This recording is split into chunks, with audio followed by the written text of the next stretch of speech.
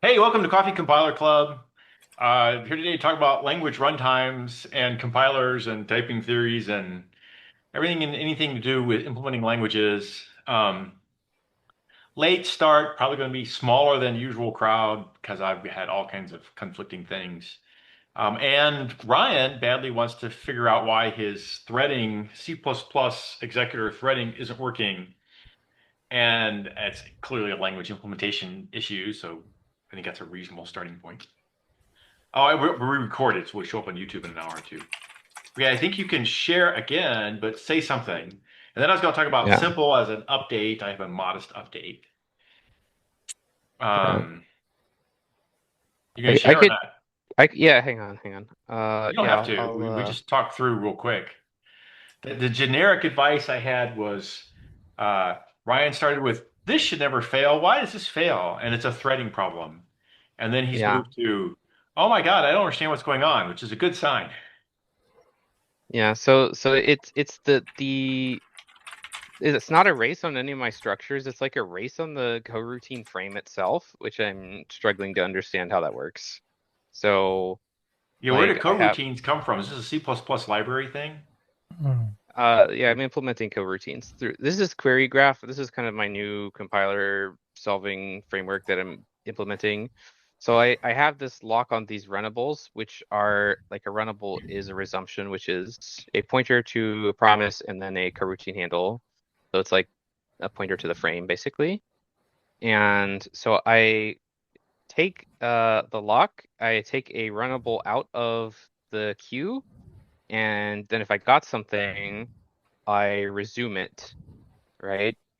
And this resume operation sets something So you which, unlock. So you lock, pull, runnable, unlock. yeah, and then the resume somehow sets a right that is not like the destructor of the code subroutine. Yes. So So so somehow, so the subroutine, the coroutine has no clue that someone's trying to execute with it. So he's nuking himself, and then you write to it. I mean, that's sort of the obvious. is this getting copied or something? Hang on, subroutine. This should not be. All right. Well, I'm not going to have you like debug Yeah, and log I the don't whole know. time. So anyway, that's broken. But let me show you what this does. I'm just going to turn off the extra threads. Hang on. Let What me are you just. trying to accomplish, though? That is a good question. I Yeah. will show Okay. you Fine. in a moment. Let me just set threads equal to 1, and then we shouldn't have this problem. Uh, You know what? I'm going to stop your share, and you get your demo ready, and then you can start again. Here, I'll just. As soon as I figure out how to stop your share without cutting it completely. No. Oh, it should be fine. Here, I'll play it with one thread here. Yes, it says hello world. Yeah, so I've got this like hello world thing going on here, and now we don't crash because there's only one Yeah. thread. Um, so if I go to this main thing, you can see I can make these like queries, right? So I have like a string length query, I have count string letters query, range sum query, and then the Fibonacci query. So I have a bunch of type defs. Each is a query, and then they have like an input type, and they have an output type like that. Um, and so I can make the query, right? So what I could do is I create my graph Yeah, you need to back object. up, give more context. Okay, W- so like, if I have like imagine this query is like, for example, types class size query or class layout query. So I'm Back up making my again. compiler. Back up again. Is your goal here to make a new language? Is your goal here to add reflection? Kind of Okay, sounds like you're talking reflection on a language. so this is like for the existing language that I'm implementing, Quackslang. I have that like resolver system that's not. This is like version 2 of that. So it's a recursive graph solving thing where a query is like an input and then it produces an output. And When you say so queries and input, what is the input? so whatever you put is the like, so the input. is whatever your input type is. Yeah. And then, so like you define a query basically. So imagine these are like functions, but they're not functions just or regular functions because they are memoized, right? So it's only like each input only has one calculation to get to the output. And then each, So you have a function which maps from inputs to outputs. The function is a function that can be memoized for same input, it produces same output. right, but each Okay. each one is also a node in a graph, and that node has dependencies on other things potentially. Right. You get some sort of computation graph out of this where you can memoize the parts in the middle. Typically, we would, in a compiler, you'd make a DAG out of it and have in between parts just be intermediate results in a DAG. Something like that, yeah. Okay. And so like but it's probably better to show an example. So Well, like that's what I was range trying to sum. get because you're trying to show code and examples both, and I'm still trying to figure out what you're trying to accomplish. I haven't So haven't made a sense out of what you're trying to accomplish yet. the goal, like, so if I use a recursive function, I can still get a stack overflow even if I memoize it, right? So if it's just like, oh, Yeah. if you've already checked this, well, Yeah. you can have a stack overflow. Stack overflows are bad. Yeah. And then I also want to make it multi-threaded, which is the part that wasn't working. Um, but so I wanted to You make it can replace multi-threaded. Stack Overflow with I optimize your recursion into a loop. That's the common fix for that. Essentially, yes. But then there's a whole bunch of like threading and locking and stuff so But it's that separate these, from multi-threading. Yes. Yeah, multi-threading brings its own little nightmare in. Yes.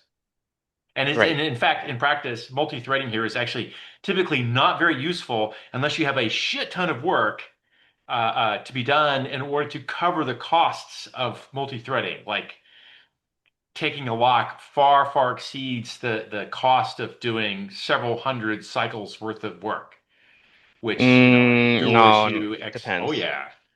Oh, but I got it to 3 o'clock. Lock, no bullshit. If you never had any conflicts, then you didn't then you didn't need a lock. You just run free running. And if you had conflicts, then you're missing in your caches, and it's an x86 had to take one to lock in, one to lock out, plus checking for block things and waking up and putting sleep and context switches that comes along with that. Suddenly, you better have many thousands of cycles of work to be done, or you're better off just running single threaded. Yeah, it depends. I'm Having done this for a long time in every context on the planet, I'll tell you that, yes, it depends. Usually it's a lot more than thousands. It's in the millions. You can yeah, I get it think under thousands for very specific, very detailed implementations of certain things.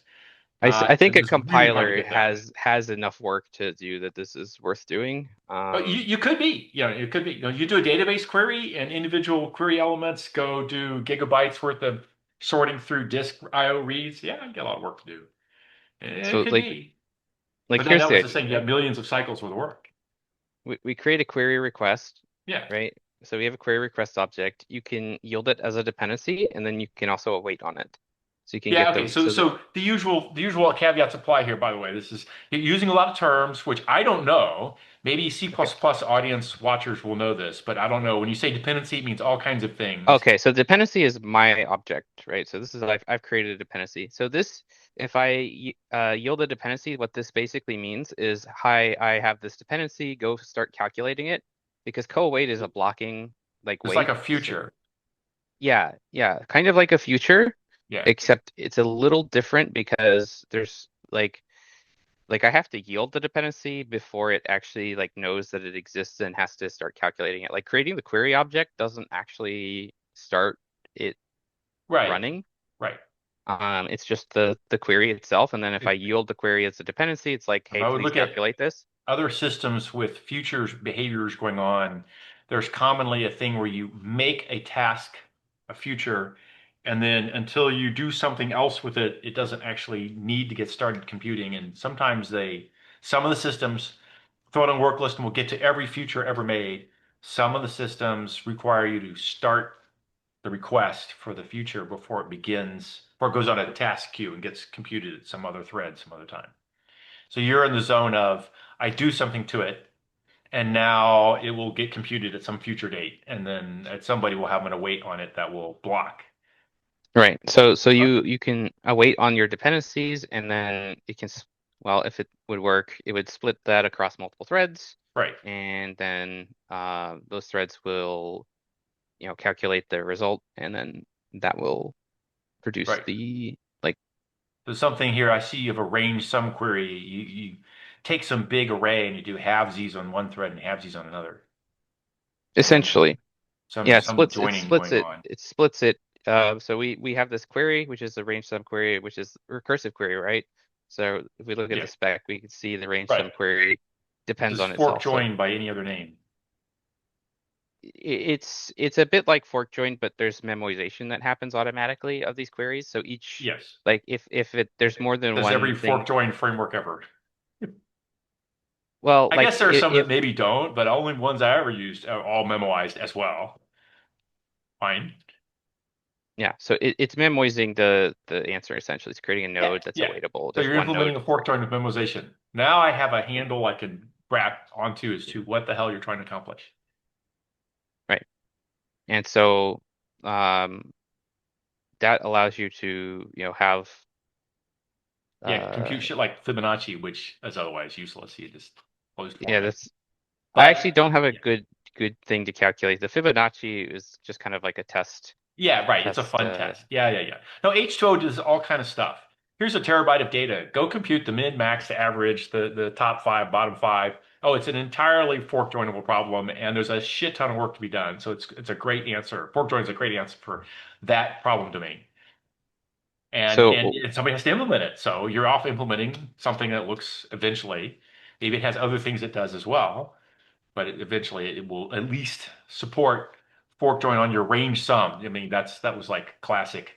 What am I doing in H2O here? Okay, sum up these billion elements and divide by the billion of them and tell me the average, except do it in a mathematically stable way.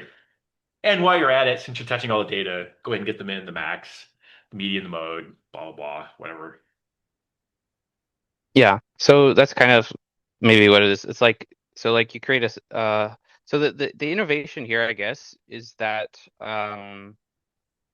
the way I had it done before was essentially where I had this compiler where all the sort of the types of nodes lived in the compiler, and every time I added a node, every other node had to recompile. So this is like a dynamically typed version where it's kind of type checked by the compiler, but also there's like a little layer of hidden reflection that happens that makes it so that you don't have to recompile every single node when you add a new one, essentially. So you add a node to the graph, and that Or like a changes the class. computation. Yeah, if you add like a class of node, you don't have to necessarily recompile. Like if I create a separate query header and then Yeah, I I don't register it in understand this. enough to know what it means to add a separate class of node, and that's fine. Okay, Don't so have to go down there. Okay. uh, And I could and just show it like the old I one. I, I gave you not a whole lot of shit, some about not knowing what it is you're trying to accomplish. And then when I say fork join, and oh, I've done that, Yeah. but that's still a big piece of work. It's still complicated. You don't have to actually add anything new. Just go implement one is already an interesting thing to go do because there's all kind of trade-offs to be done. And you're not actually making a fork join per se. You're making some sort of DAG calculation that supports parallel concurrent execution things. So I don't want to demean your work. It's great. I just don't understand what the hell was going on for a while there. Now I kind of got an idea. Yeah, so this is the current like compiler class that I have, and you can see that I've got these like indexes. So each type of node, so for example, there's a type of node for class field declaration list, and then there's that would depend on like the file syntax tree node, which type, which depends on like the file content node type and so on. And Hmm. so those all like resolve to root nodes, which is like the source files. And then like the compilation options. But like those are the root nodes, and then every other node is like kind of declared as a node that has dependencies on other nodes. The problem is the way that it currently works. If I add a new type of node, right, to this compiler, um, all the node resolvers are including this compiler file. So everything in the project basically gets recompiled if I add a new type of node or query that can be done. Even the ones that don't use that query still have to be recompiled. So basically, Oh, every time I yeah. add a node, it recompiles the whole project from scratch. But that's only a pain that you pay, not to pain your users. As a That's compiler true. developer, I go add nodes to simple or AA, whatever, all the time. And yeah, okay. When I was doing C2, I added a node. Yeah, you had to recompile once. I don't add that many nodes. Yeah, and so the other thing that this is going to do is it's going to allow me to basically, because there's a like a graph class itself, and Right. this will allow me to basically serialize and deserialize it for doing like incremental compilation, where I can load like Yeah. the state Yeah. of like cached values, like cached results. So I could save Okay. like cached results and then like load and save them from files and then invalidate them by like saying, okay, I've changed the definition of this here. Okay. It's different now. Yeah. So ignoring the compiler aspect, you have a large graph of incremental computations that you can save partial results on, add new nodes to the graph. The Memoization keeps working. Things can be recomputed naturally. You have a query engine currently being used on a compiler as opposed to being implemented. Well, I don't know what, as opposed to what. It's a query engine. It sounds like you've got a query engine, and it Yes. happens that It's- you're using it on a compiler. yeah. That, So I'm re-implementing the query engine basically to yeah, instead of this thing that's like you're re-implementing the query engine you had because you like the more incremental or something. it's different, Yeah, but yeah, yeah, it's accomplishing the same goal of like yeah. having Okay, all these types of nodes, which is like class okay, yeah, layout, there's a filter or whatever. Like anything you want to know is just a memoiz node that is fetched and checked. yeah. Added. Okay. So Um, hopefully it will be done next week maybe, and then with the okay. threading and Well, you stuff. certainly can show us next week too. Um, I'm going to steal. Let me see here. I have to turn off your share or ask you to, but where is my Oh, button? I Thank already you. closed it. Did it Yeah, not no, I was looking close? for how I got to turn off your share. And of course, Zoom changed things around, so now I can't find it again. I'll have to find it in a Oh minute. yeah, I already turned it off. Thank you. Um, Yeah, I have a lame, simple update. Not lame, bunch of freaking work. Uh, I'm trying to get incremental compilation going. I'm trying to get separate compilation. Uh, and I have a libc equivalent for simple that I'm trying to get to where it compiles separately and I link it in. And first thing I noticed when I had a couple chapters worth of tests that were all using the prior implementation of libc, which was that implementation compiled libc with every file, which of course is both not separate and slow as libc gets big or libsys gets big. So I had to go through all the tests and make them not depend on libc or libsys. Um, and then along the way, I discovered all kinds of oddball things. And then while I'm trying to make this CL-init header class module separator, I ended up with a lot of static data, and I had no way to have mutable static data in the outputs. And now I do. So now I can demo obj dumps with have mutable static data. I probably can actually now here I'll be the lame one. I'll do. Let's see if I want to go there because I had reasonable demos on and off, but nothing canned and cooked up and ready to run. So, you don't get any great looking things here. I'm trying to make sure my demo just runs. If Theodore or Derek wanted to say something for a second here, I want to stop this guy. Yes, thanks for nothing. Of course, I have way too much. Is this a good test? This is a entertaining test, but it's none of these are going to have good static data usages. Darn it, there's a lot of them. Well, this is a fun one anyhow. Let me see what happens here. And we break it here. and we do this. Did it get completely ed away? It did. That is unfortunate. Okay, I have to find a test that doesn't completely fold away. How about this one? And surely he has static data to show off. And he does it. Damn it. Boy, it's entertaining though. Well, here, I'll throw this out and then I'll have to hunt for more static data pieces. I think they're probably in a prior chapter at the moment. Let me hit share. Let me find Zoom again, buried. Share. Okay, I only have the most giant window open because I'm using my debugger. Is this readable by people or do I need to do font things here? A little bit bigger. Yeah, let me see if I can go find font things here. The Windows, no, view, appearance. Here we go. What do I want to do here? I want presentation mode. I wonder how bad this is. Okay, sharing stop. Okay, it's trying to go presentation mode. Let me restart. Okay, some giant thing. Not terrible. Okay, that should Yeah. be way too big. Where did you hide all my windows? Oh my God, he hid them all. I can't find my windows. Yeah. Let's see here. Yeah, fine. Okay, so here I am. Here's the simple program, Mhm. and it's just square term, and the no inline is an internal hack that says don't inline this, otherwise these tiny functions will inline and just completely fold away, and you'll get no code. He'll constantly fold this down to zero. This sequence is the thing under test here, which is it's a triple relational test that score is in between square of 2 and square of 3.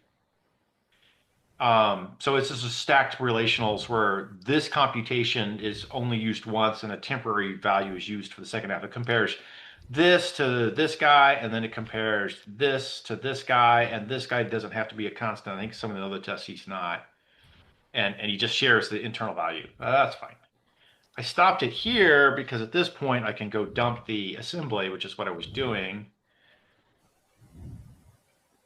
And we get this. Should we move the window? Can I? How do you move this window? About this. It's not what I want, but it's close enough. Well, okay, first of all, here's square inline. He moves the input R to RAX and then just squares it, returns it. That's pretty easy. And it's not inlined. And then the main function says, go bring your stack to 16-byte alignment. Looks like I need another register, so there's a spill involved. Load up a 2, call square, do the test against, this is the exit value, I think, and compare against a 4. And then if you did, you failed with a 0. And if not, you're going to go to the next part. Whoops. Next part where you square 3 and you compare against the 4 in the other direction. And then here's your 1 if you're a success. That's what you jump to 42. That's a little bit. I could clean this up some. There's a little optimization here. So then I have a true or false, and then he turns that into a true or false again. This is a known thing that C2 does, and I haven't implemented in simple. So there's this extra test here because the stacked ands want to produce a 0 or 1, and then you just unwind and get out. No static data in this one. I should go find one that's got static data. But yeah, this is kind of fun for stacked relationals. That's the stacked relationals there. Compare 4 here, compare 4 there. So let me try finding, let's see, I don't know how to this mode to go get, okay, here. Let's see if we get one of these here. Those are not, oh, here. Yes, see what happens here.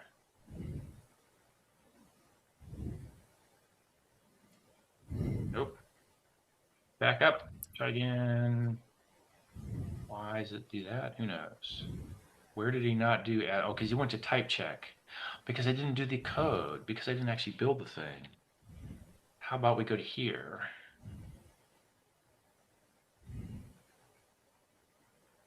What do we got here? Yeah, okay, static data. Yay, constant pool. Yay. Okay, so this is, let's go look at this thing here for a second. The simple code says I define a struct S. It has a recursive field S inside of it. I check argument. That's my one variable as I have the incoming arguments like argc for C programs. And if arg is 1, you're going to grab a null pointer. And if arg is not 1, you're going to make a new S, who then is going to set his field based on arg1 again, which is either null, or another new S, which has field as null. So you're going to get stacked S pointing to a null field or not. So then I test your pointer and one layer deep pointer and field and return one of the two strings, true or false. So now we kind of know what he's doing here. Let's go look at the code. So this is not the one I'm looking for. Why? Here? Where did I stop him? Rerun, go to here. So to deal with live demos, you don't get the good answer. Okay, so a couple things. So this, ignoring the bad wrapping here, this is the init for S. S.init. So this is how to initialize an S instance, which is to say, do nothing, just return. Their constant pool at A0 and A8 has a 4-byte length, and then 4 characters, and a 5-byte length, and 5 characters, and then there's an alignment padding. There's a static data. This is the class test. So I made a class. It's always test in these test harnesses because by default I pretend I'm coming from a file called test.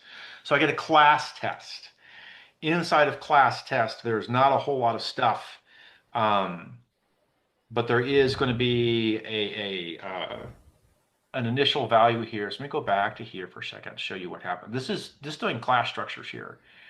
So this is all inside of a class test. And so there is a constructor for making a capital S object buried inside of class test.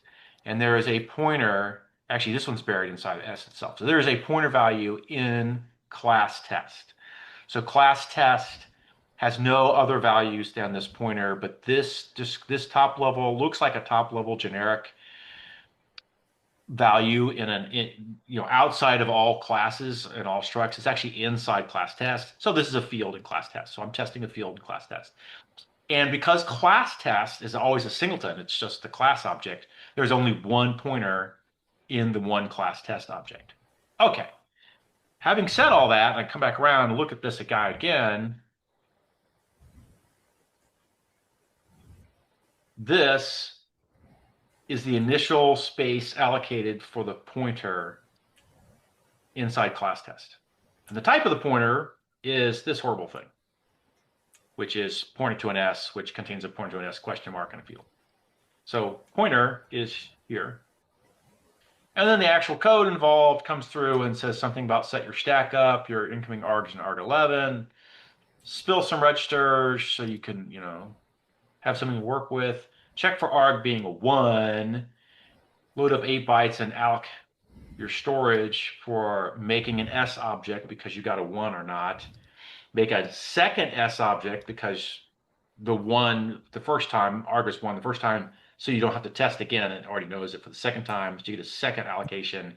Then he stores the 1 into the other. So here he took his return from his allocation into R3, and then he stored it with 1. So you stack your things. I have to go look at here's a read only. Oh, it's because somewhere in there I copied into pointer without claiming it was mutable, so that structure became deeply read only. And then I start testing. Pointer is null or not. And then I want to load it, but I've already just kept the loaded value. Oh, he is going to do a load. I was thinking he wouldn't need to do a load again, but I didn't unwind the loads, and now I know why.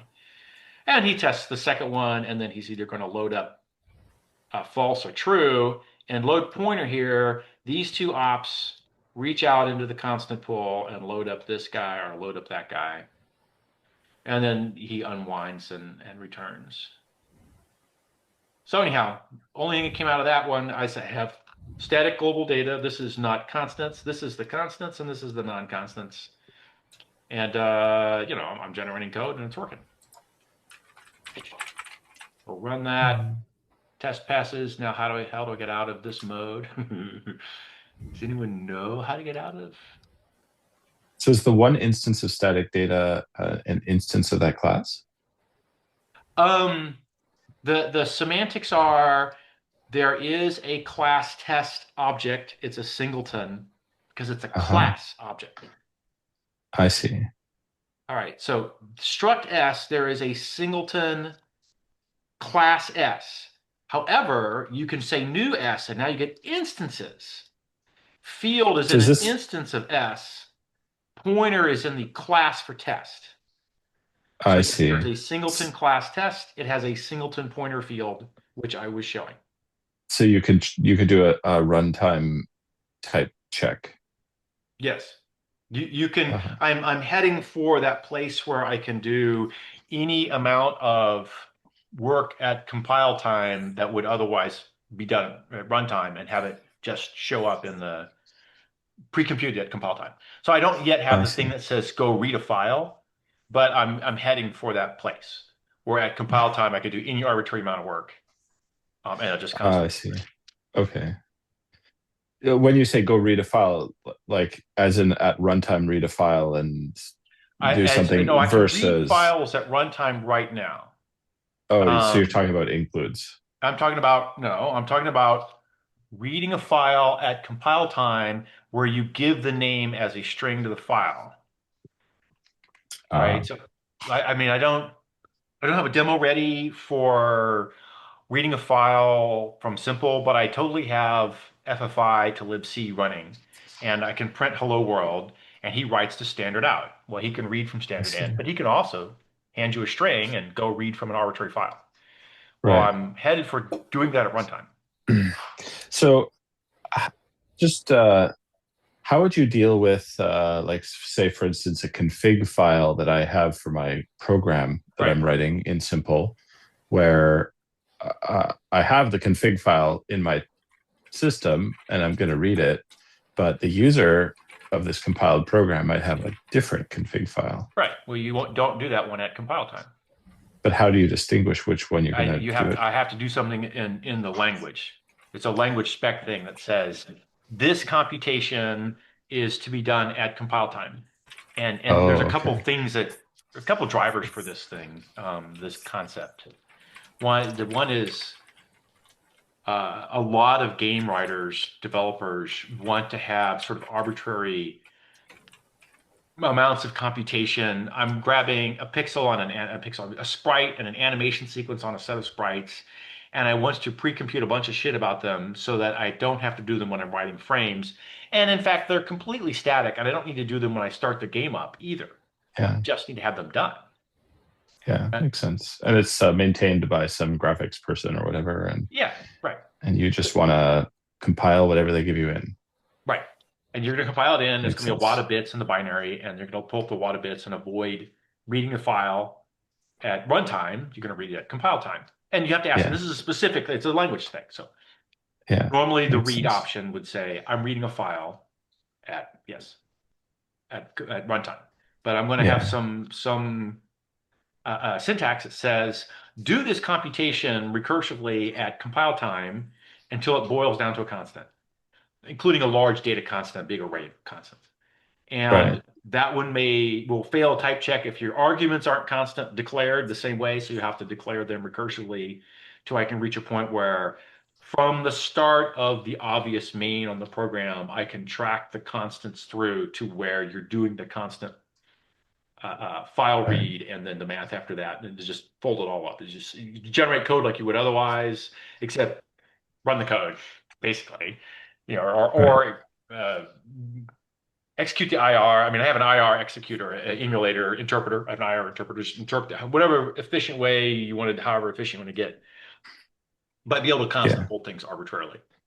Right. So you must need to be able to have regions of memory that are considered as constants.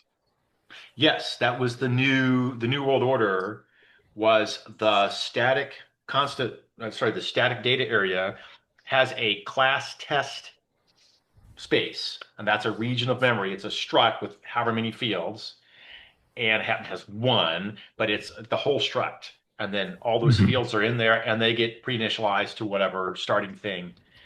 I don't have the perpetual constant fold yet, but I'm pretty close to it on the memory side of things. Mhm. Um, and I didn't say go allocate at compile time for the pointer object, but that could be done. Like Right. I have some of those going in some tests, so I could certainly write one. I wonder if I could write one on the spot, and you would get constant data. I'm not folding them into the field. I'd have to go look at that. There's a little bit more to be done. That wasn't the original goal, so I wasn't trying to Mhm. make it happen. It just happened. I got as far as I did because I needed some amount of constant data because I need to run class initializers exactly once, no matter what order people come at them. So I needed some way to Yeah. record class initializers, have their So, storage and their results, and also know I did it once. so this also creates a whole like category of language level or like syntax, I guess, right? And Yeah, stuff that you're right. going to support in the compiler. Because like I'm just trying to think of like how, like you still, I assume, are targeting most of your file management stuff to be at a library level, not like Yeah. all intrinsic. And then, but then you probably don't want to duplicate it all for purely constant versions It, versus. you wouldn't. So the IR comes through and says, I have a um, I have parsed a function call that happens to be an FFI function call. I've built a call node in the IR. I've built argument processing bits in the IR. So that all works fine. Then somebody comes along and says, okay, I'm forcing a theme to be at runtime. And the separate from how the typing says, oh, your arguments have been turning to constants. At some point, you come along and say, I have only constant arguments to a file read call to an FFI function, and then the FFI function's been tagged as do it at compile time. So while he doesn't have constant arguments, you don't do it, and you demand that the non-constant arguments eventually fold to constants, or somebody has an error in their typing or in their program. You're going to get a compile error. Eventually, say it folds it down. It comes to a path. It has C users, Cliff C, desktop, blah, blah, blah, blah, blah, blah, sprite dot PNG, whatever the hell. And, and he's got some other arguments for I'm reading and I'm doing this and a buffer. And the IR has a call node. So this is an FFI call. It's got all constant inputs. It's tagged as do it at compile time. Do it now. And now you have to I have guess. an emulator specifically in the file read, the FFI, to do the FFI at compile time. And that's the only piece of that you need to have separate from the runtime piece. I'm just going to Right. say emulate an FFI call with all constant arguments. Right.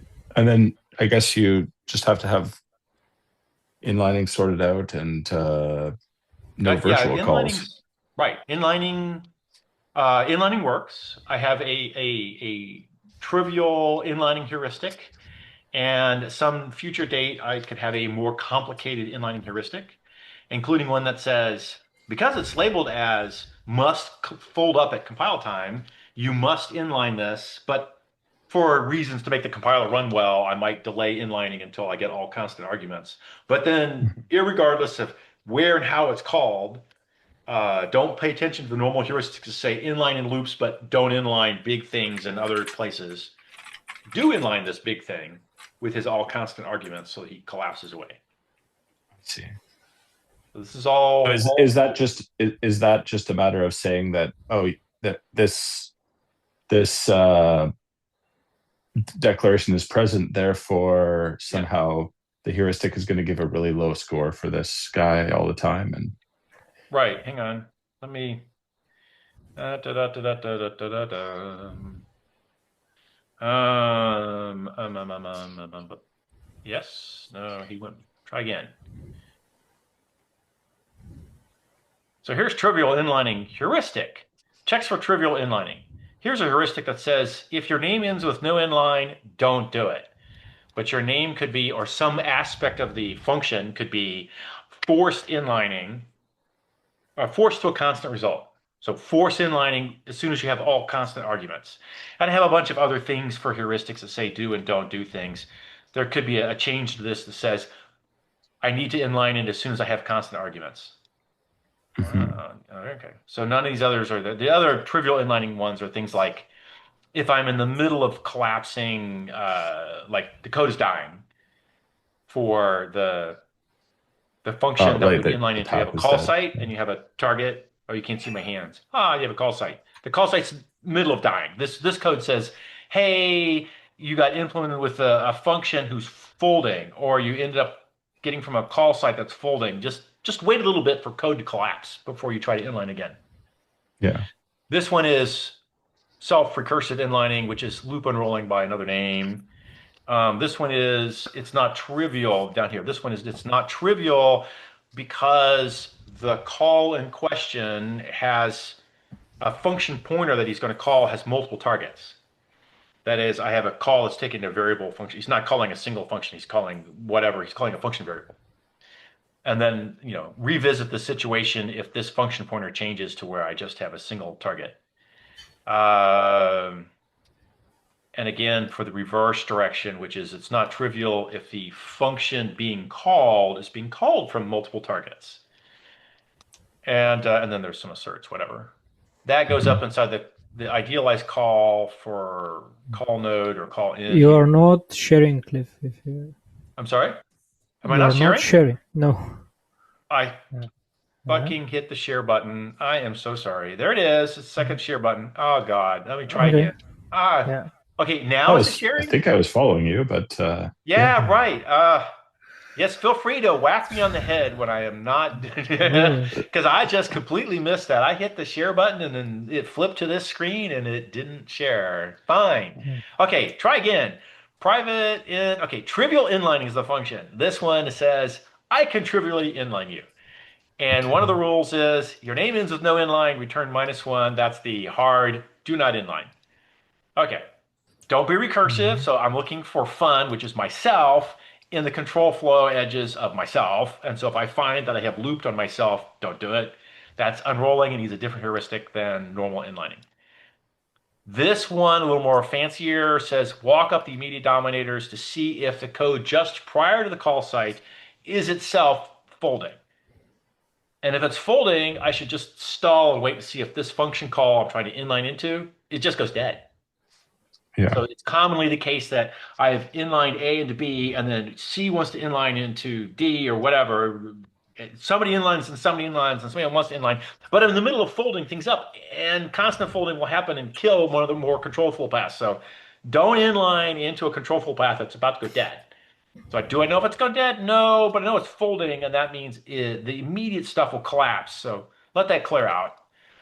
And then this is the one that says the function pointer has only one output. That is to say, there is a function pointer. The calls in simple only ever call to a function pointer. There's no name call. All functions are anonymous. I always have function pointers. This normal story is a call has a function pointer with a single function on it. And that means that you're calling a single named function. But if you want to call a variable, you have multiple values here. It could be. This one is saying this function pointer has multiple users, meaning I don't know who else is going to deal with this function pointer, where this call is going to call. So don't do it. I might have more than one target. The reverse is the function being called has no other callers except the one. So called function only calls a single caller, only calls a single called function. Called function is only called by caller. That's what goes on there. So these are the requirements for being trivial. There's a few more things. I'm going to go find my call, not my compute here, my idealize. that I do somewhere around here I've called is trivial. And then because you're trivial's one, I have to clone you. So trivial comes back with a three array response. Don't do it. Good to go. One caller calls one function called by one caller. All I do is I stitch the endpoints together and I don't actually generate any code. And then the other one is I return you a +1 where I decide that I'm going to actually clone the body, and now you will be a private call function we'll call a single target of the clone. But there's a size check in here. So this is a very lame heuristic that says you're small enough, your approximate number of nodes is less than some size limit. If so, go ahead and inline.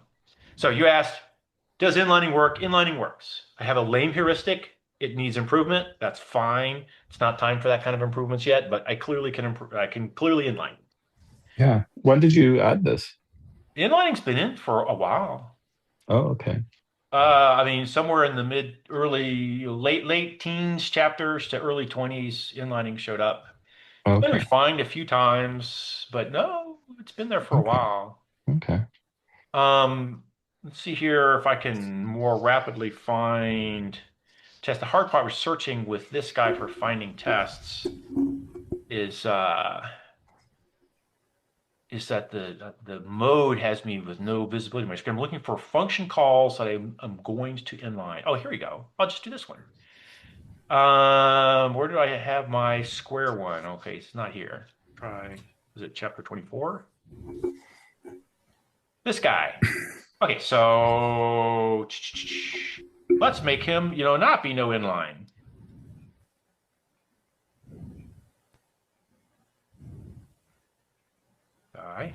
Yes, this one. Okay. He did something. What do I got here?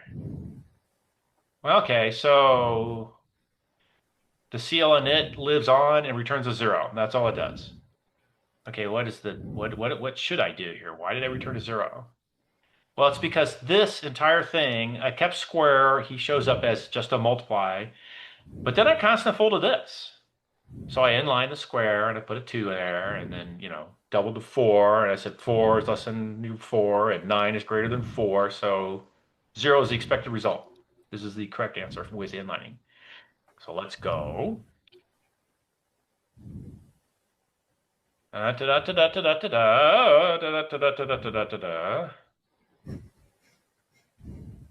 Somewhere in here, okay.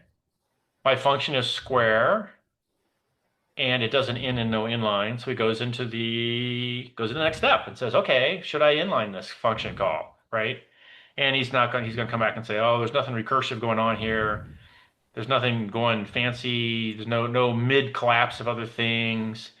I have a function pointer, which is this constant node to the square function, which internally has a type. So this is a node of a constant. The type is the type of a function pointer whose function indices is just here. You can see off to the right here, the #1.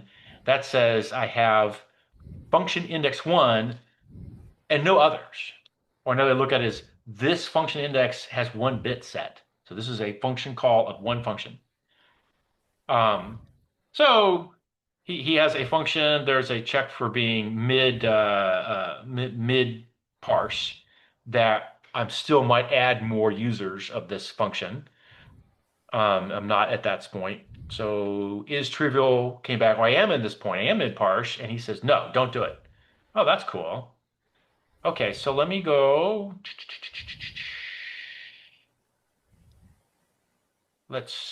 We are in fact mid parse, and he says I don't know. So that will all pass. Let me go down to where I'm going to fail out again. And here is the do it with inlining, and here is the do it with direct. So I bail for a little while here. Okay, now I'm going to claim I can do it with direct. If I look at my stack trace here, he's running into the run, hits the compiler driver. The driver says I'm in the opto phase. The opto phase, that's just the wrapper. I'm in the normal opto. I'm iterating as a normal people optimization. The people is doing the call in normal idealize. He's come through and said, clone it. So I've made a clone. This is the, oops, let's see if I can scroll this a little better. This is the code that says is trivial is currently a 1. And here it is a 1. That means it's okay if you're small enough, but I have to clone you. And so you're small enough, so I'm going to clone you. And here I unlink all the function calls, copy the function body, make a new function pointer with a new function, tell the call that you're using this new function, which is a complete copy. It's a private copy just for you. Therefore, there's only one person calling it. Furthermore, it's to the right here, there's the #2, your function index number 2, but there's only a singleton bit set. So those functions are numbered 1, 2, 3, 4, 5 up to infinity. This is a separate function from the prior function. This is the clone of square, not the original square. Relink the call and then assert that, in fact, you remain trivial. And because you're now trivial with a 0 check here because you are the one guy, do trivial inline. So that's, we're at the, I'm going to return you, whoops, yeah, 0 here. It's just trivial. So come back, you're trivial, because you're trivial, inline, the first version of square. Come back around, here's another one. This is the same clone. So I've cloned it twice and inlined it twice. So do trivial, by the way, just refolds the ends. He doesn't actually make any code. That was already done. He just says, oh, folding is true. The called function got bigger by the inlined amount. Set folding to true. Set all your inputs to bypass calls and returns in both directions, and basically stitches the call directly to the parameters into the function and the return directly to the result. Throw everyone on the work list and just go to town. Go optimize from there.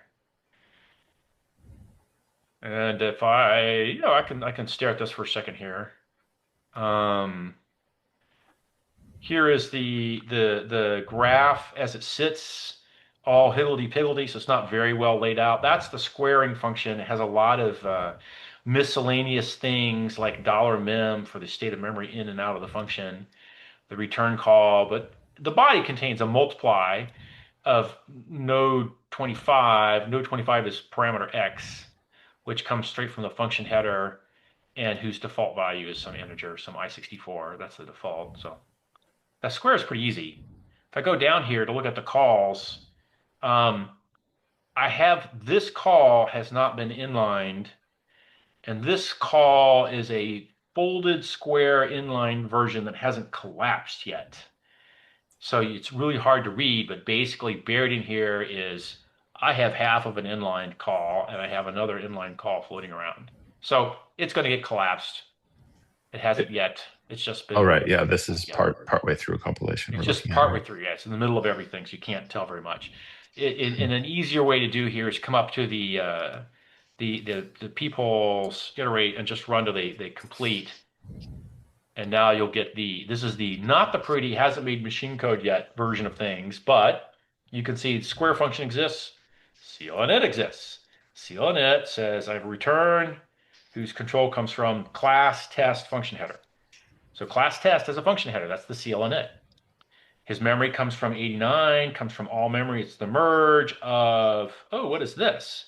Well, this is the values that are state of memory for various aliases, including the function pointer to square.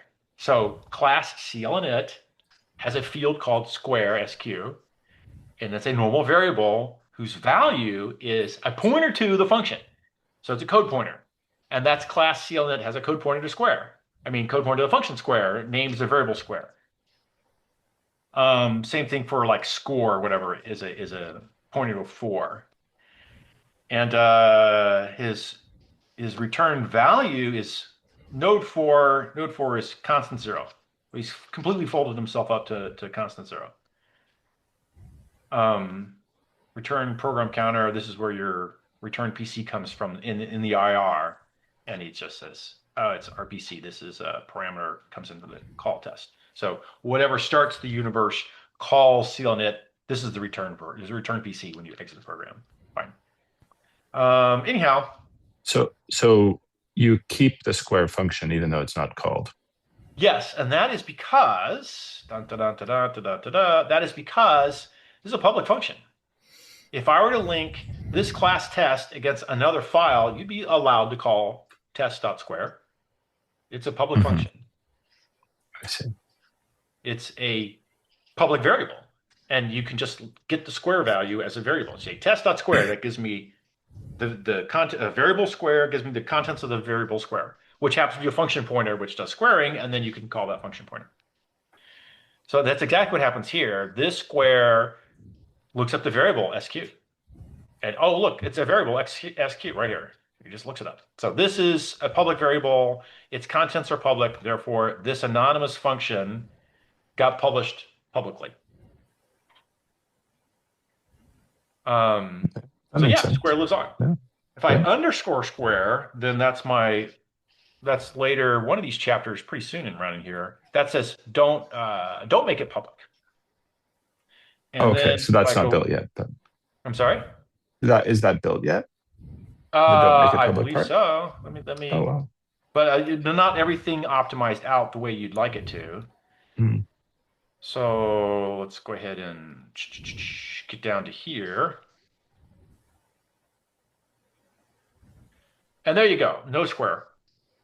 Just to seal it returns a 0, and you're done. Mm-hmm. Wow. Yeah.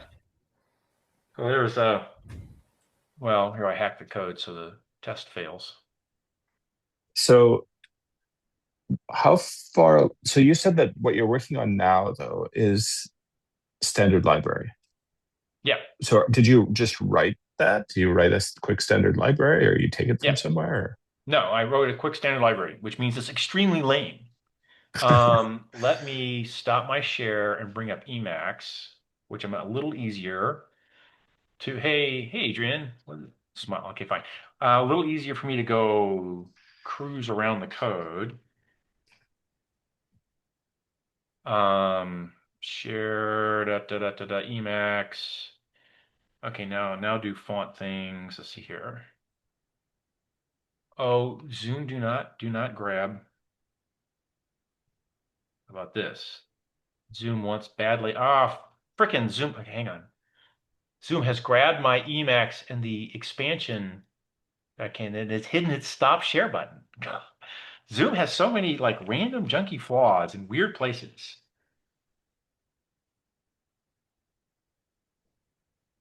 Well, I used to be able to have a button that said increase your font Emacs in my muscle memory, and I've lost it. So I'm going to do it this way.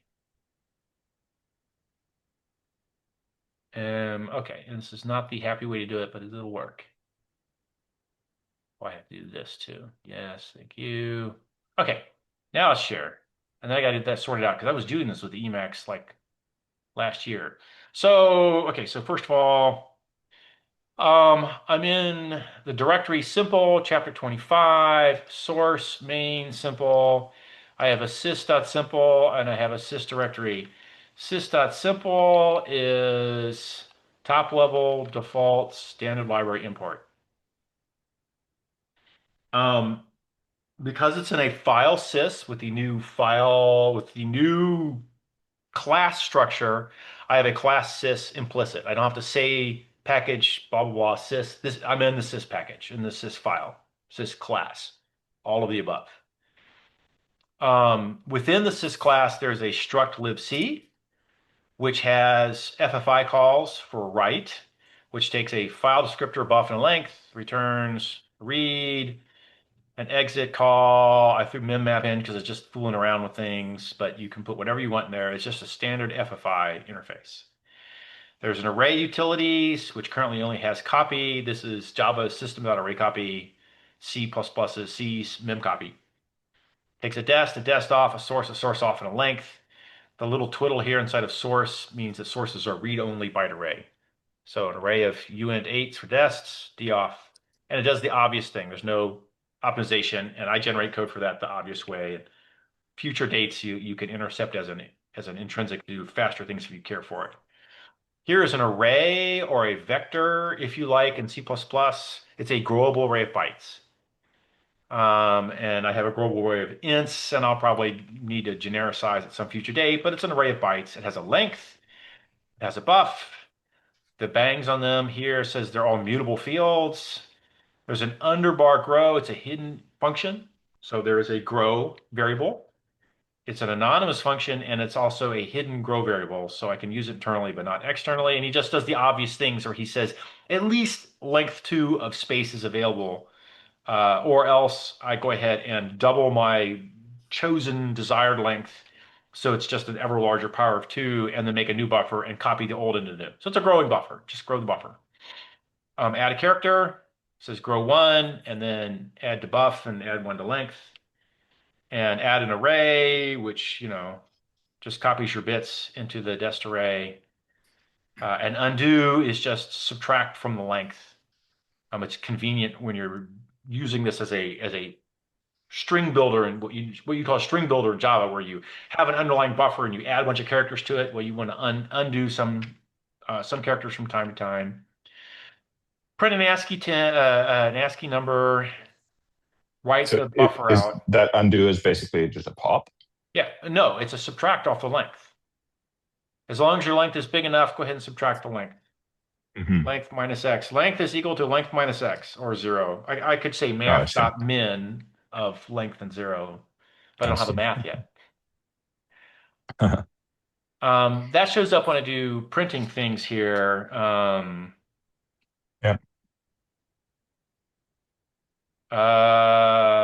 That guy doesn't do it. One of my standard in here. Hang on.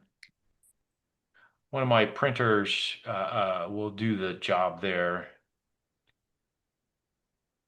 I think I have it in here. Undo too. Yeah. Here's an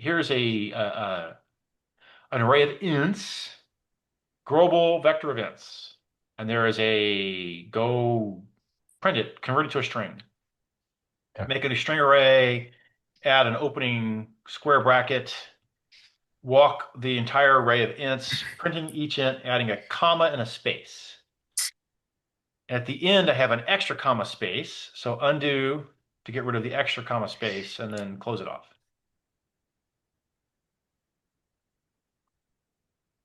So that's what undo is for.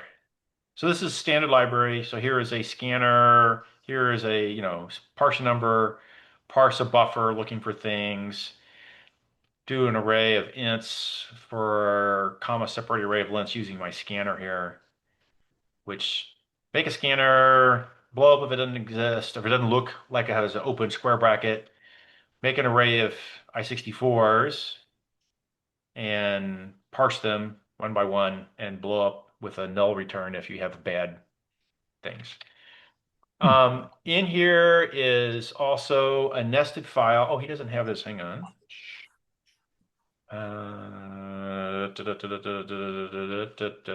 This, this, this, this. Okay. Let's see here. You get the, there we go, coloring.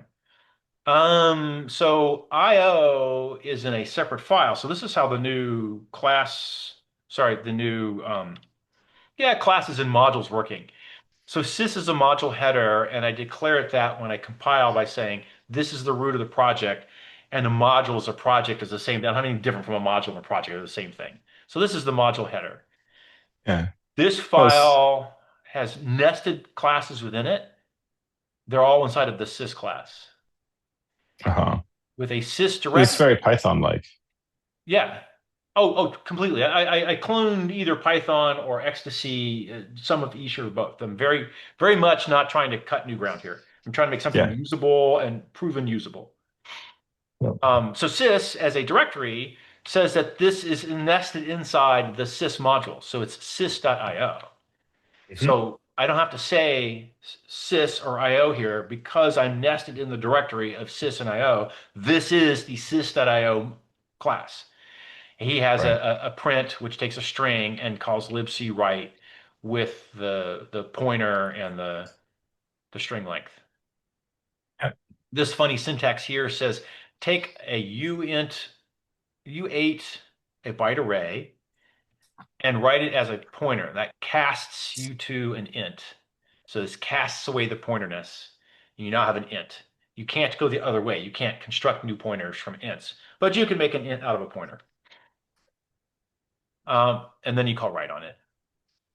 And standard in here says, oh, go make an 8K buffer and go do a libseed read into my buffer capped at 8K. And if it failed, I fail. And if it worked, I bump my length and I look and see if I'm done or not. And if I'm not, I'm supposed to double the size of my buffer and go again. So what standard in does is sys.io.standardin would take all of your standard input and convert it into a string. That's what it does. Just a convenience function. If I look at bubble sort using the standard in, the sys library, there is a sort function, which is the bubble sort, and a main. And this is from the sample programs, which is like prove that you can do stupid shit. And one of them is read from standard in, write to standard out with some formatting. And and a bubble sort just to be interesting. So read from standard in and get an array of inputs. And this starts with sys.io to standard in. Take all of standard in as a string. Yeah, Give that that string to sample programs array. thing sounds useful. Yeah, right. Yeah. And in fact, there are a bunch of libraries around Java that you can find people that will do that. This is a standard thing in a lot of places. Yeah. Now, parse.array of I64 gives me an I64 array out of the string. And if I got a null out, then I blow up and say, I don't like you. Otherwise, I bubble sort your array, and then I write you and I return. And that's all it does. And bubble sort does, the obvious bubble sort things. So do you have any error handling? No error handling except what you handwrite yourself. Mm-hmm. So that is like the current theory I have on error handling is I'm just going to provide you with a panic and give you a full complete stack trace on a panic, and you can just intercept it in the debugger and see why you hit a panic, but it's not a throw and a catch. Right. The future plan is to say that within a module, you can throw to the borders of a module and catch within a module. So all throws and catches are within a single module where the assumption is there's a single point of control, a single owner, a single author, company owned something. And it's okay to have internal throws and catches and you'll make it work. And crossing a module boundary, you have to switch to an error code.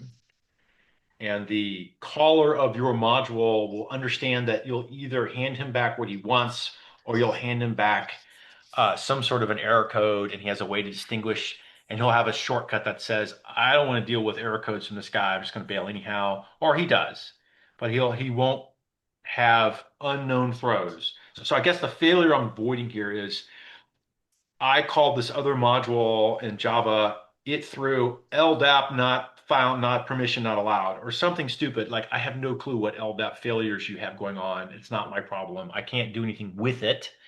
I don't want to. And I don't want to be forced to say I catch LDAP error because I don't fucking know what to do with your LDAP errors. So no syntax for catching from a module, from some other module that no one can throw. You have to just test the result. It failed. I don't care why. And I have the error message from the failure. I'm done. Get out. That was where that was the goal there was to not have to. Yeah, that makes sense for a simple language, but which this is. But I could imagine it being really annoying if you're trying to write a large program and your business logic can't throw between modules. No, I've looked at other languages that do exactly that, and as long as you provide syntactic shortcut, you're okay. The obvious syntactic shortcut is I call between a module, and if I didn't do anything else, I'm going to silently check the error code and throw it immediately internally out of my module. And I don't have any syntax for that. I just call this other module and it could return me a throw. If it could, then if I don't do anything, I'm going to catch it, catch the error code, confirm that it threw an error code, and then throw again, which immediately recursively do the same thing. And I want to say it's not Haskell. One of the functional languages was doing things very similar to this, and it had almost no syntax to make that work. Okay. I hadn't heard of that. Yeah. So all up in the air. That's the plan of record. Who knows what happens after that? Fine. Um, but yeah. So you asked, did I do uh, uh, uh, did I do oops, did I do a standard library? Well, that's all there is to the standard library. It's array copies and do some basic I/O things, basic printing things. Right. Um, Yeah. and it That's a probably proof keeps proof improving. of it's a proof of standard library anyway. Yeah, it's a proof of state. Exactly. That's a good way to put it. It's a proof of standard library. Um, yeah. And then I wrote my tiny use case for bubble sort to prove that I could actually read a random array of list events and sort them and print them. So there's work to be done, no problems, but it's like we want a standard library. And so now really this chapter 25 is supposed to be about is the standard library is a separate library and I don't have to compile it. And all the tests between like early 20s to 24 were all assuming the existence of standard library because it had been basically pound imported. The start of the parser, I used to have a line that says, "Hey, it's not the recursive version, so read sys right now." And then, Right. oh, next time around, it's the recursive version, so I don't have to read sys. Go ahead and parse the user's program. It's like a So, stupid hack. so why do you need to maintain compatibility between like chapters? Can't you just say, oh, at chapter 25, it's sort of like a hard break because we did this new thing, and rather That's what's than, happening. oh, okay, Every chapter has all prior chapters' tests, except the tests are generally updated to reflect the new chapter. oh, right. So But it's at some kind of point, an don't you n-squared say word. like, we get rid of some of these? Yeah, right. No, no, you could. There were times when some tests became sort of useless in the sense that they were both well established, but they completely constant folded, and they're originally intending to test something that now constant folded away. Right. Um, And I imagine that a lot of tests become like, well, this is implicit in this other behavior. So as long as nothing right. really Yes. gets broken, they're pretty much Right. useless. Um, Yeah. and the earlier tests all run really quickly. Yeah. So as it stands right now, it takes me about 2 seconds to run 400 tests. And Oh, most of yeah. those are the last ones which got slow because they invoked an instance of GCC on a piece of C program and then linked it and then execute the linked program. And it's all about launching a GCC process and linking and has nothing to do with running the thing and nothing to do with compiling the thing or building the L file. Those are all instant. It's launch GCC, link, and that's 99% of the time. It's funny. It is what it is. Yeah. I guess it's no simple linker project to replace that. Yeah, there is. I have half of that Oh, yeah. for different reasons. Like I have an elf writer. I write an elf file. Yeah. Yeah. No, It's I not remember the GCC. Alpha. It's not the assembler. It's not gas. Yeah. And that guy starts out by doing all internal linkages that he can do. So he does, in Right. fact, do the beginnings. It's like the JIT linker. He does the beginnings of a link. He doesn't need to do all the fancy crap the old linkers do. And the new things he does need to do, he can do really quickly because it's all in RAM in structures that are designed to be easily walked and easily patched. Yeah. So I link internally and then I write an ELF file for external linkage. And that is the goal, is to write a true ELF file and have people link against it with libc or whatever. Well, I had that, right? So um, I could dig up an Alpha file writer that LLVM was linking against. I took the one that I remember two kind of Yasser. That's right. Yeah, he built one. I think I was sort of zoned out in the chat and didn't realize that this was happening, but I already had one. Right. Anyway, yeah, I mean, I had this. I took Yasser's and I heavily hacked it, and it Okay. is no longer the the elf writer of yore. Right. But elf writer, what the hell? Not a Elf very writer exciting topic. says I have a section thingy, and then I have a data section which extends section, and a string section which extends data section, and a relocation section, and a symbol section. Let's see here. And some bunch of global variables for elfy things, and a simple section where I actually dump IR into a section in the elf file. And then Oh, exports my wait, big driver. You make the null section, you make the string section, you make the symbol section, you make this, you make that. Here's yeah. the code, the text section. Here's the constant pool, read only. Here's the new static global pool.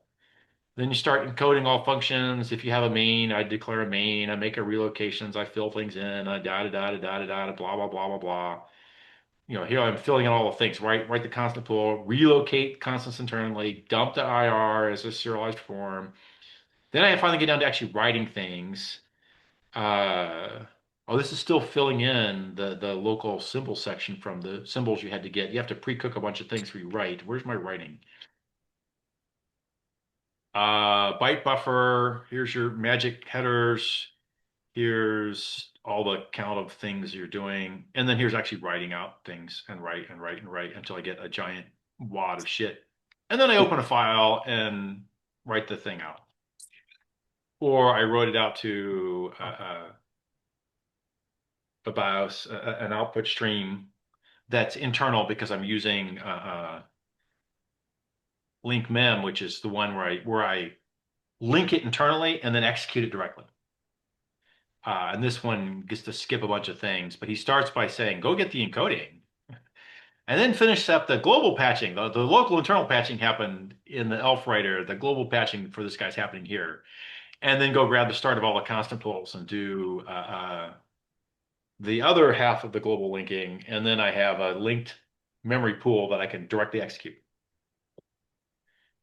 And that one shows up for all my RISC-V and ARM interpreters. The buried in here is a RISC-V and ARM interpreter. All the tests use it. Yeah. Oh, test CPU? So that covers them all, right? Here I am. Yeah, call RISC. So yeah, I'll compile RISC-V. Here's one where I run the emulator on it. The build here calls the RISC-V or the ARM constructor, and then he whips into the dot step call, which is go run up to 100 bytecodes in the emulator, and then look for the expected answer. No traps, and reg 0 is a 0 because I carefully arranged it because it's easier. But you could have floating point data and all kinds of shit there. And those all start from, hey, I did the linker who links into a memory pool, and then I shove the memory into the emulator's memory and have it go. So there's a lot of stuff there. I'm actually linking. I'm actually writing a real ELF file. The ELF file itself links using GCC just fine. I do run the linked binaries and see that they produce the expected result and all that. Mm-hmm. Yes. It all sounds extremely familiar. Yes, yes. I didn't toss any of the hooks for the defunct project in case somebody wanted to add a new chip to the simple backend. Oh, yeah. Yeah.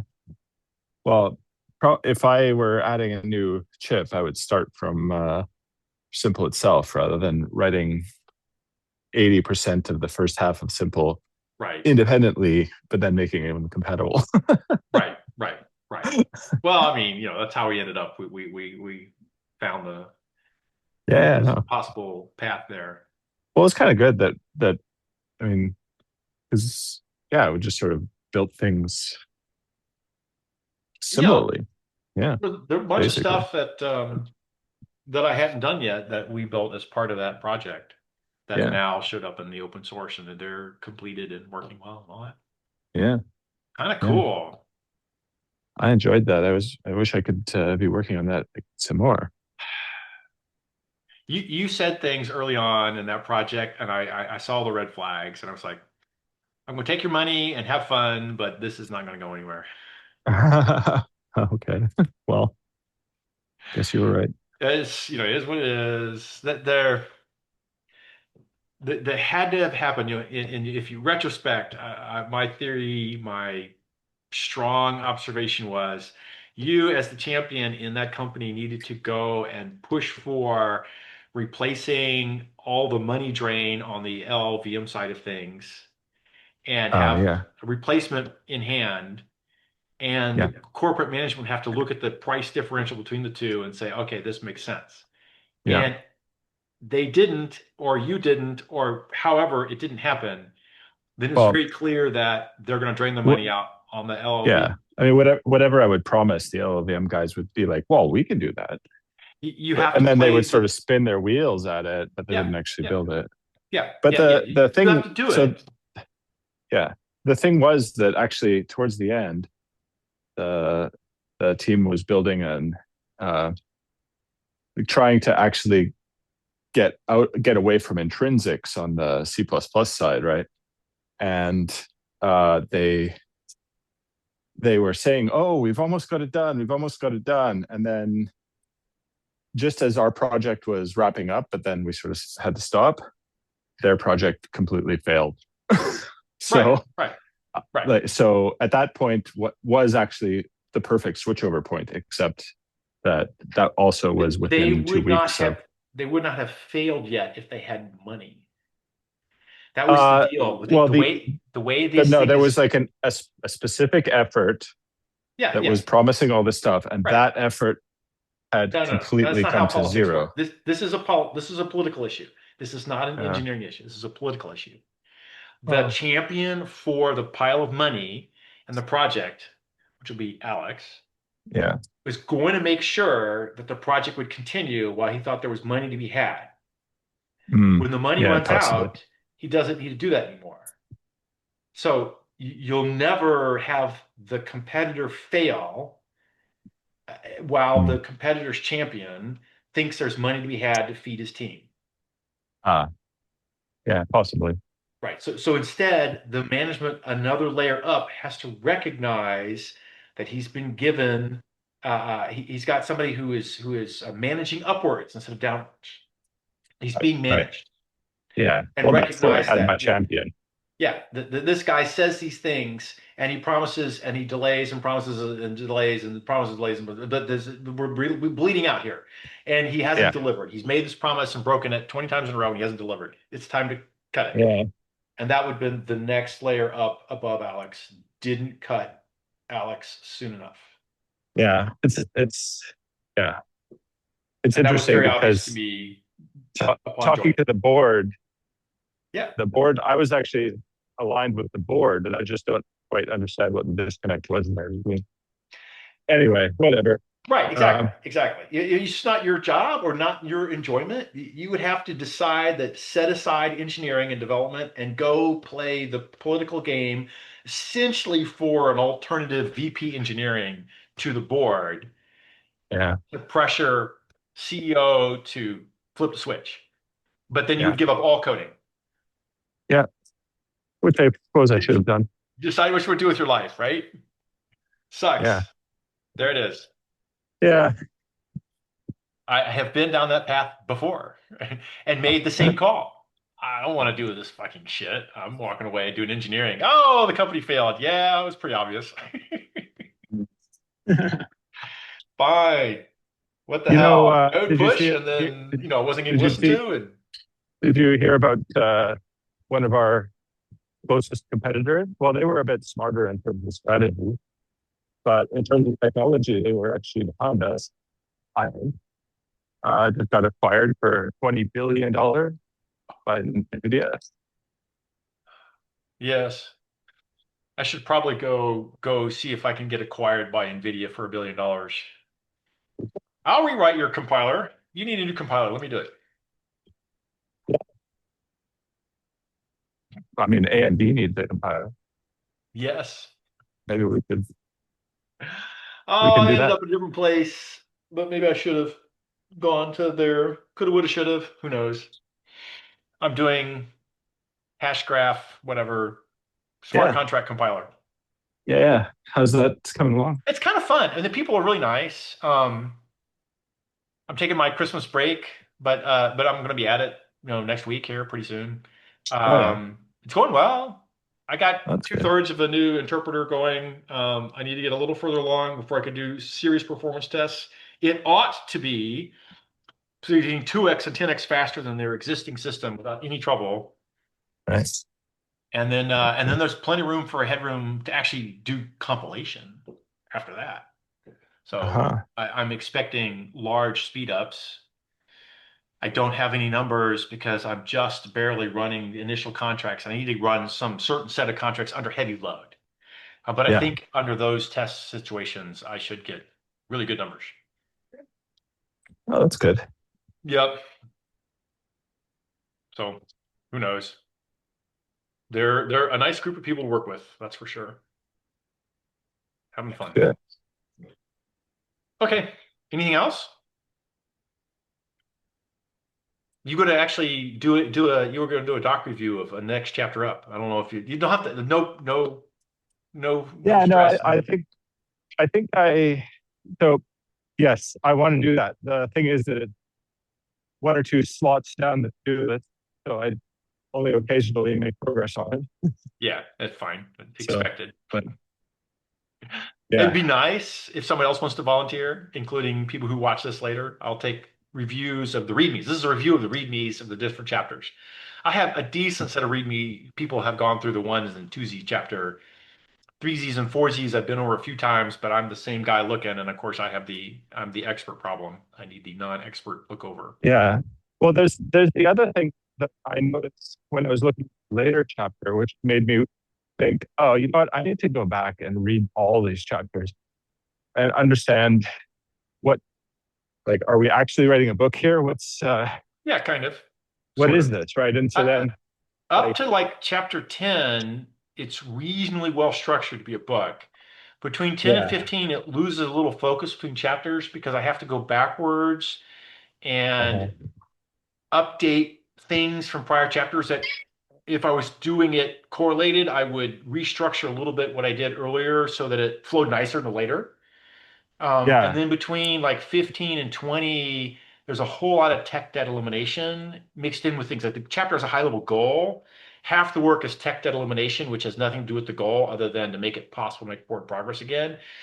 That's an important part of writing any large system, but yeah, it's not the focus of a chapter. Hey, this chapter we're going to do tech debt to right, go let us do whatever it's going to be, define structures that have pointers and fields and things. right, right. Um, Yeah, if you really want to have something for that, then you can say, now we did a bunch of cleanup. If you're interested, read Appendix C.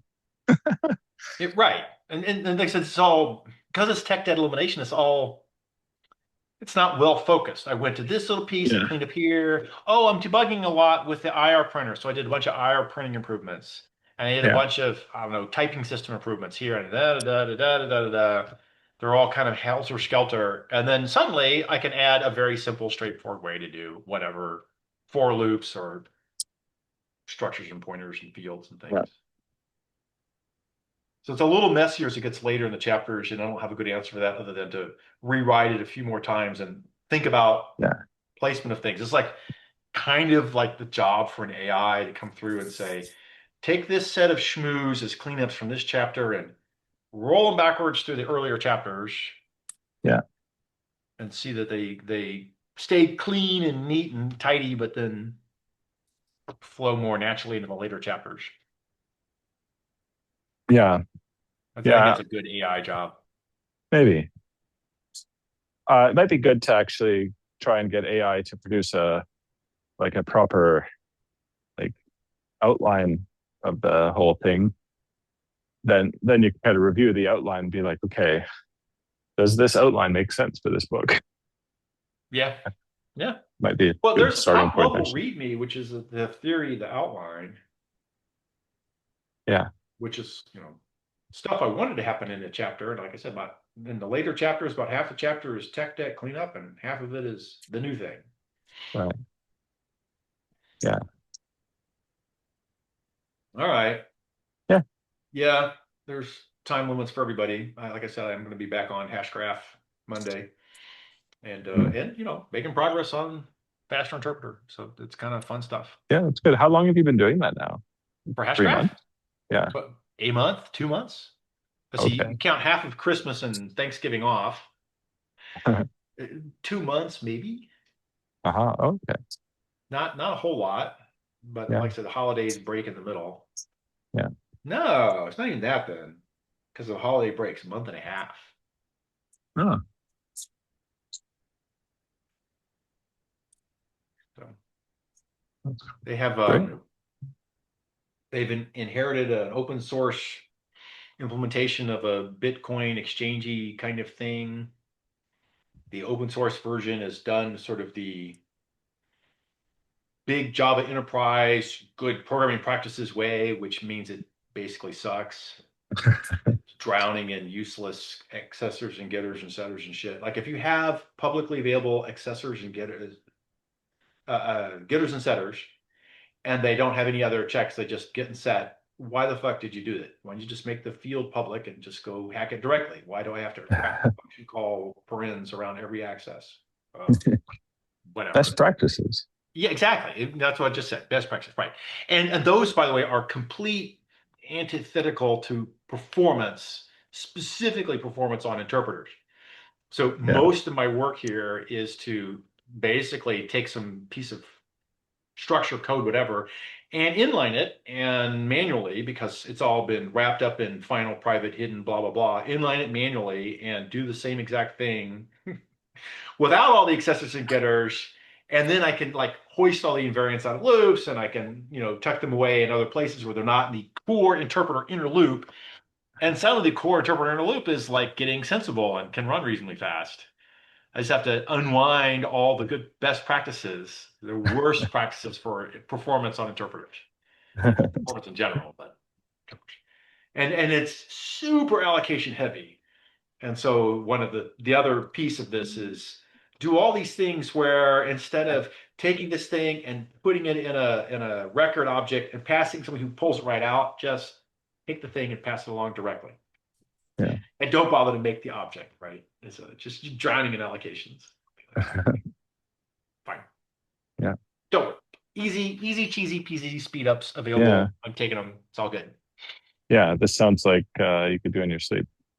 Yes, exactly. It was big enough and complicated enough. It wasn't quite in my sleep. I had to go read all the readables and chase all the links. But Mhm. I'll give them this. The code is kind of clean in this way. It's all layers upon layers and layers and layers, but each layer is pretty reasonable. Okay. You just can't do any performance work with 500 layers. Clean them all out. Yeah. Fine. Okay. Well, then we could be done. It was a late go. Lisa back from the doctor. New plans to do new things. Things might get better. Good. We're working on it. I fixed Well, it. I think it's fixed. I figured out this is the stupidest thing ever. Oh, you found your bug? Yeah, I did. Excellent. Did you want to share? We're Yeah, not at 2 hours. You can do it. Yeah, I was just running it a few times to make sure it's fixed, but it looks like it is. Okay.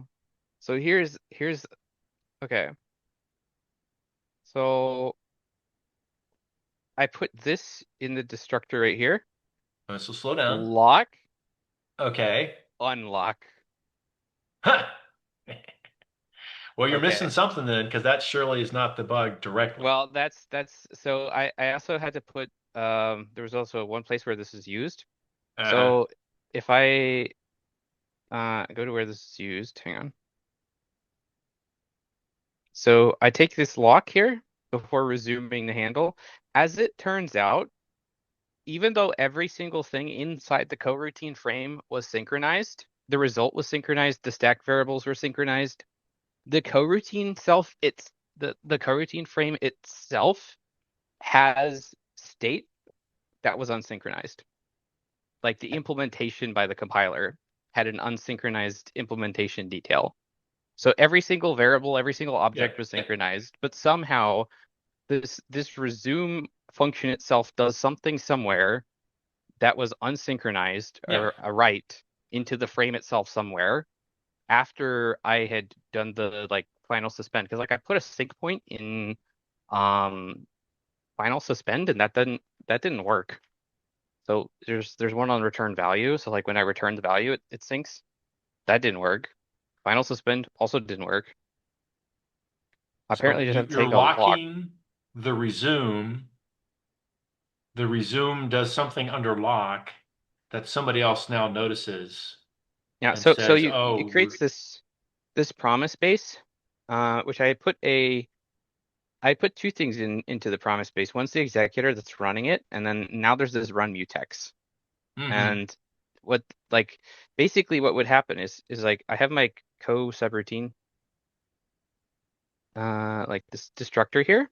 And so it would check if that is bound in case it's yeah." null.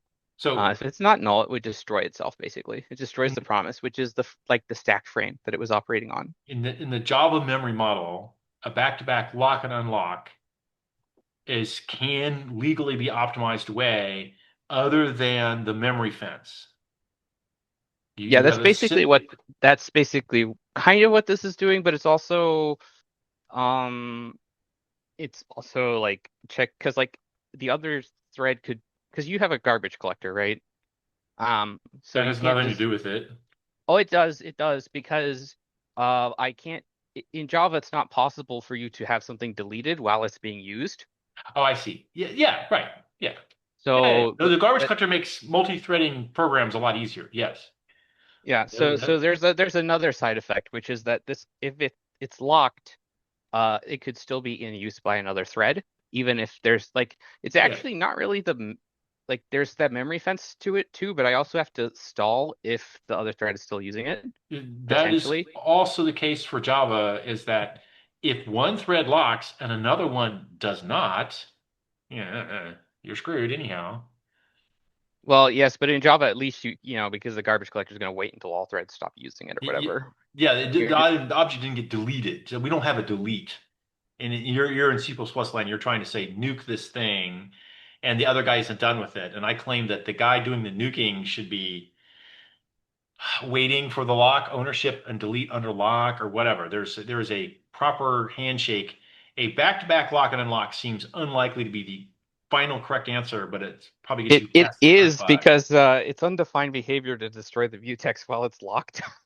So No, right. So you lock it, then you then unlock you it. unlock it. Okay, now it's unlocked. So another thread comes and grabs it again. Then you Oh, you destroy can't. it, It but the can't. other thread already It's not grabbed it. possible. It's not All right. possible. So the only place where this like gets If locked. it's not possible, then there's another invariant going on here, which says if I'm able to grab the lock, no one else could have picked up another and then unlock it. No one else could pick up another copy.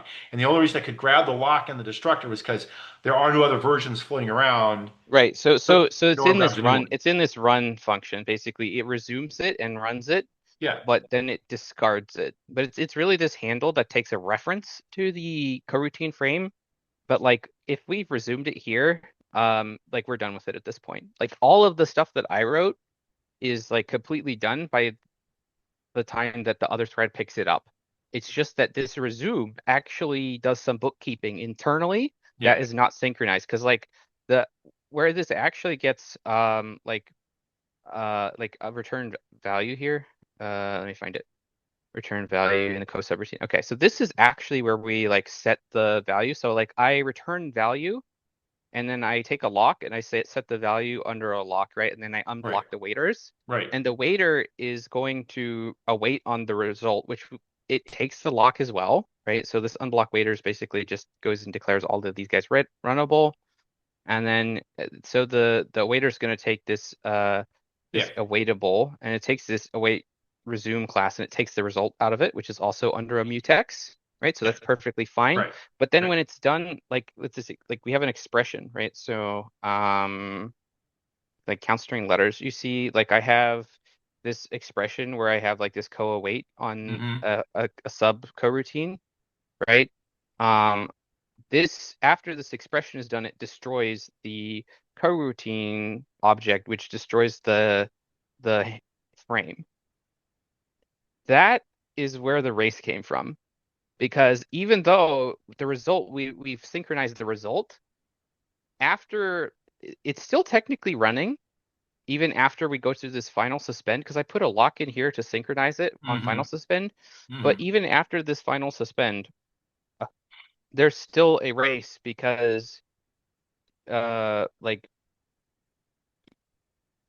it's like we haven't synchronized like the internal bookkeeping. Like we're still in this like resumable state potentially, or there could be like a race. So like even after we return value, I recognize the set of races you're fighting against.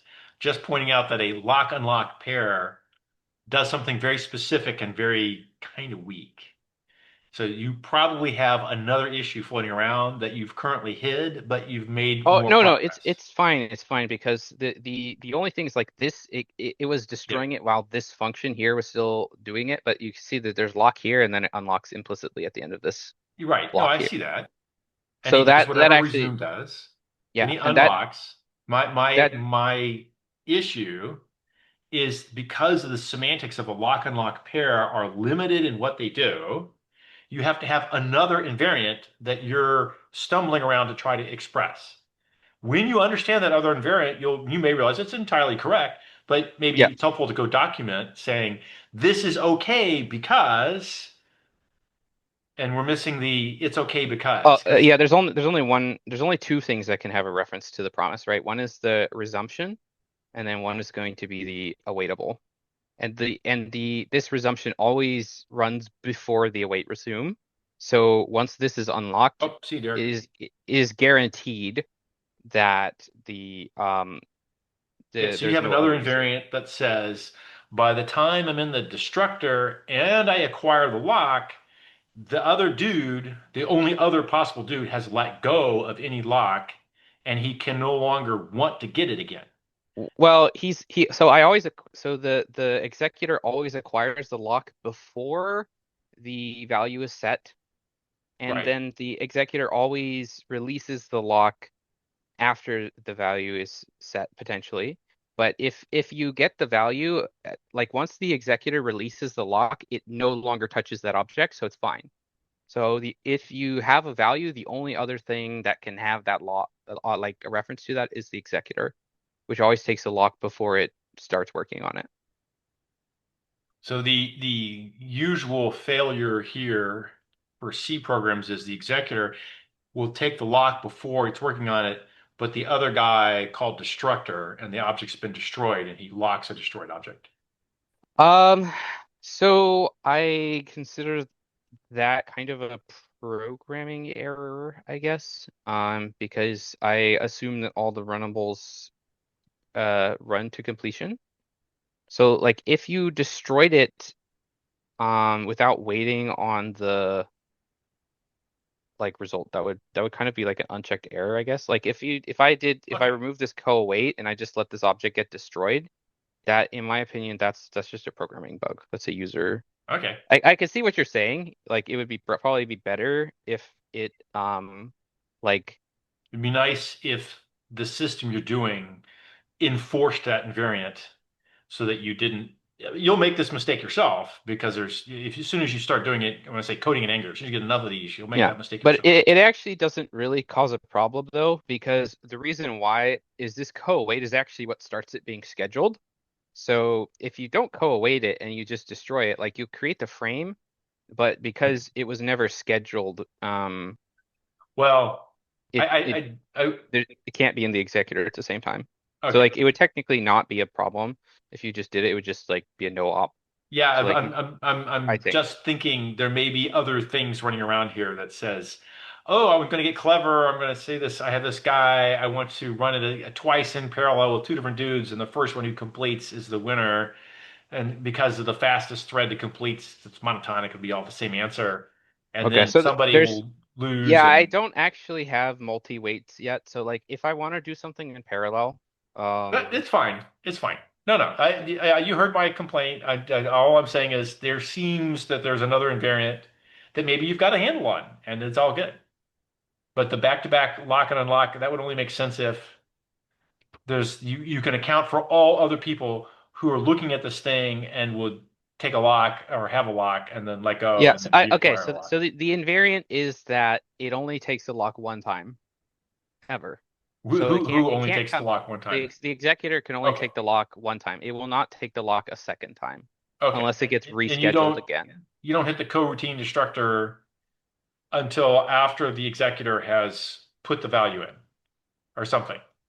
Yeah, the resumption for the executor. Hey, he's waiting on the resumption. Okay. Okay. Maybe you got it. That could be. I mean, Then why it's running. you had to still have to grab the lock because you had to make sure the executor was done Yeah, resuming. it's passing thread sanitizer, so hopefully it's good. Like I can run it over and over, and I don't get any error. Yeah, the with concurrent things like this, running it over and over has a limited use as a testing strategy. I mean, it's useful. I would claim a good strategy you can do on one core. So if you go on one machine, you go to multiple machines at different kinds of machines, you get all kinds of different races. But if I you're mean, this on is your one ARM. machine, a useful strategy is to run so many concurrent runnables that many of them must be suspended off of the main CPU and brought back in. That will get you wild, out of order, random, crappy things, and that's a better test. When I say runnables, you need to have at least 1,000 simultaneous runnables, and the core CPU operating system will have like a working queue of 8 per core, and you'll have 20 odd cores, so he'll get 100 or 200, but you're 10 times bigger than that. So he'll have to suspend a huge count of them, and some of them we suspended in weird ass places and times, and they'll wake up in weird ass places and times. And that's when you start to get the bad breaks.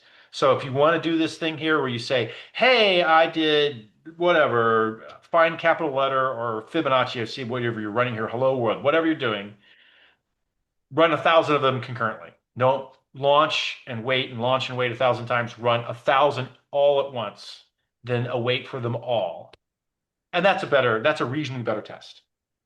Yeah, I still have one big bottleneck. It's not a problem, but there's this This is like performance. Same usual for performance. Go chase that down when it's in your face when you need the performance I work. yeah, I know what Premature the problem optimization.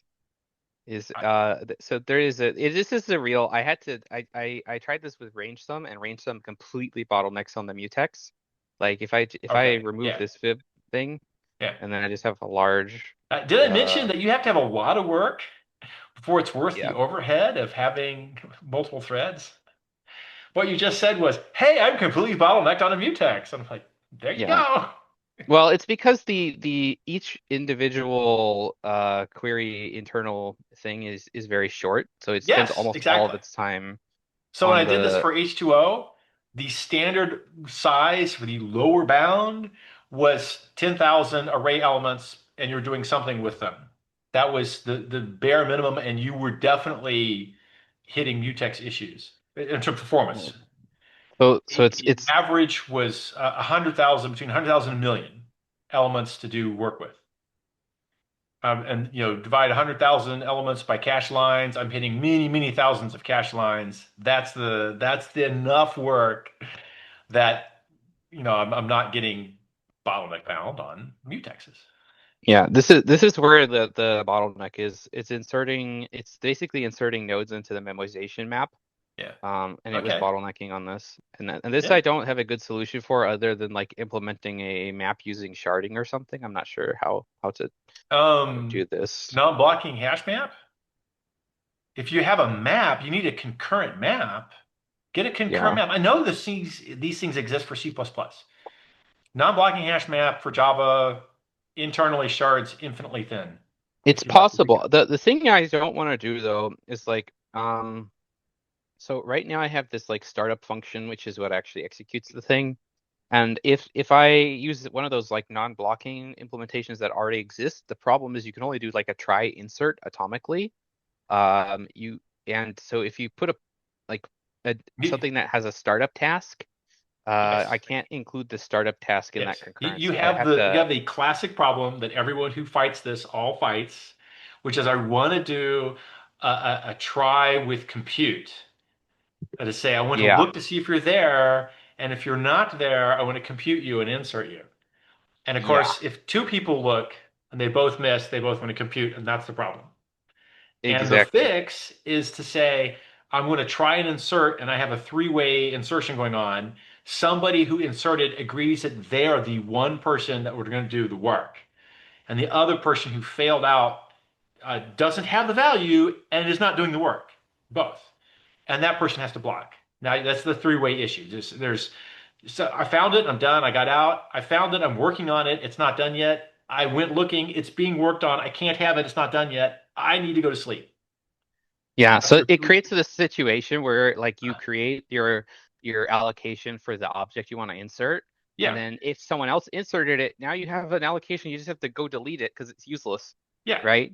yeah. And that's kind of the thing where I'm at. I'm like trying to figure out, is there a way that I can avoid having this situation where I have that like attempted insert Yeah. and then I have this sort of You, spurious memory allocation that I want you to get rid pick of. a table with fixed sized entries that are big enough that they'll take an atomic update and of the thing that's going to be what you want to insert. So you don't have to, you pre-allocate. Is what it amounts to. You pre-allocate.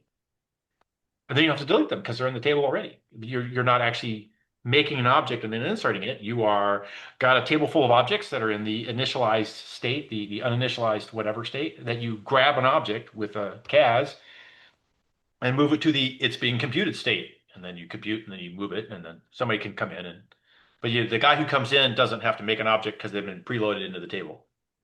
He grabs a point in the table and says, "Hey," and then oh, I lost the cas race. I have to wait.